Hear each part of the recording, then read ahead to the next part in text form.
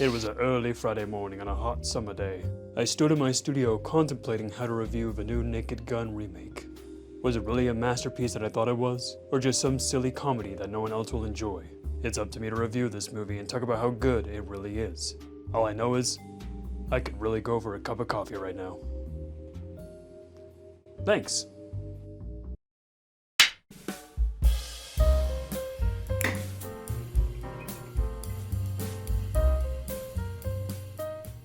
Greetings, my fancy viewers. Welcome back to the channel. And today, I'm going to be talking about the Naked Gun remake. Directed by Akiva Schaffer, stars Liam Neeson and Pamela Anderson. Now, I was very cautious going into this film because there's a reason why you don't see spoof films or parody films anymore. And that's because the films that come out now are never able to rekindle that magic and spark the older films are able to. Say like Top Secret, The Naked Gun, Airplane, and for lack of a better word, the 3 Scary Movie films.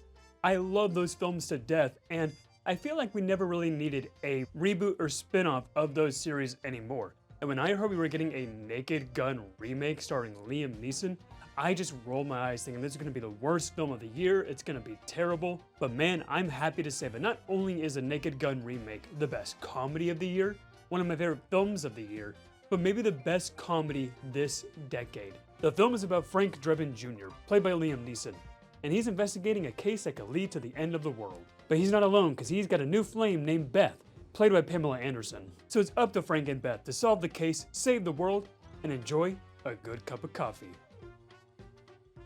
No thanks, I'm good, thank you though. So the reason why these parody movies work so well is because they take their stories super seriously. I mean, the first Naked Gun film was about the guy who was trying to hypnotize the Astros baseball team to kill the Queen.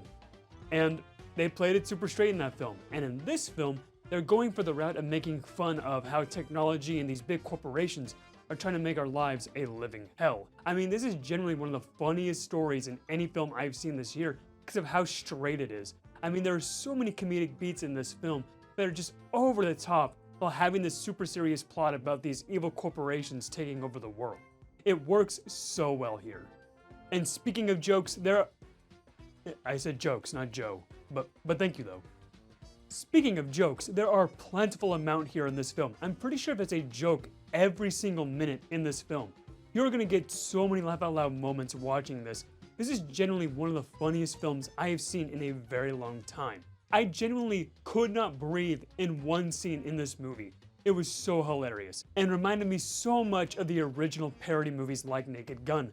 I would say 95% of the jokes here absolutely land. The film throws joke after joke after joke at you. You're gonna be laughing so hard here, you're not even gonna have time to process the joke that you're even laughing at because there are new jokes coming in right after the other. And the jokes range from comedic one-liners to little subtle things you'll see in the background.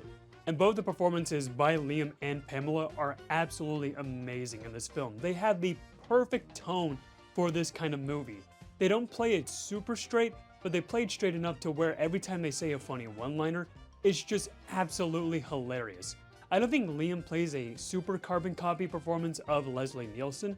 He has his own spin to it, and with Liam Neeson's charisma, he just elevates his character of Frank Drebin Jr. so much and makes his film 10 times funnier because of how funny he is with all these comedic moments. And Liam Neeson is a perfect casting for this film because when you look back at all of his action films that he's made recently, he's kind of become a parody of himself lately. If you look back at all the films that Liam Neeson has made these past few years, they've just been taken ripoffs. So Liam Neeson is a parody of himself as a parody action star being in the same movie over and over and over again. So he fits playing a super serious cop in this film so well because he's used to being this kind of character in his other movies. This movie is just comedy gold. I'm not kidding when I say that. There was literally a moment during this film where I was holding my stomach because of how hard I was laughing. By the end of this film, my throat was getting sore and my head was getting dizzy. I was laughing so hard. Now, there are some retread jokes in the film, like how in the first one there was a romance montage. There's one in here too, but honestly, that was like the funniest joke in the entire movie. It was so funny. And I feel like all the jokes that are paying homage to the first one are doing it in a respectful manner and having their own unique spin to it. It's not just being a carbon copy of the original. And I'm sure there's going to be some diehard fans of the original films that aren't going to like this one and just see it as a cash grab, but really do trust me when I say, if you're a fan of the originals, you will like this one because this film pays a lot of respect to the Leslie Nielsen films. And surprisingly, this film has some really great action too. With some really fun choreography and slapstick, Liam Neeson has always been a really cool action star, and this film takes full advantage of that by giving him some really cool choreography to do and giving him some really fun sets to work with. And there's also some really good cinematography in the action sequences as well to make them more lively. Action was A+ in this film, every chance that Liam Neeson got just to be comedic and an absolute badass. Now, I think my main complaint about the film is how it looked. Now, like I said, there is some cool cinematography with the action, but there are moments where the lighting looks really rough or the green screen looks terrible. But I can forgive the film for looking like a car commercial because it is so comedic and over the top that the way how the film looks, it kind of works because it's a parody movie, but man, the green screen looked really rough in some cases, but it wasn't super bad to where it just made the film absolutely just horrible to look at. It was just one minor thing that I noticed. Now the big question is this one better than the original? Well, I can say I did laugh more in this film. I do think the writing is a bit tighter and a bit more subtle with its comedic elements in the first film in this one, but man, I just absolutely adored this remake, and I'm happy that we have a new Naked Gun for the newer audiences, so people can now go up with some spoof movies and see some of the originals. This is just an absolute treat, and the fact that we're going to be getting more spoof movies probably because of this is an absolute win in my book. Which is why I'm so happy to give The Naked Gun the holy top hat.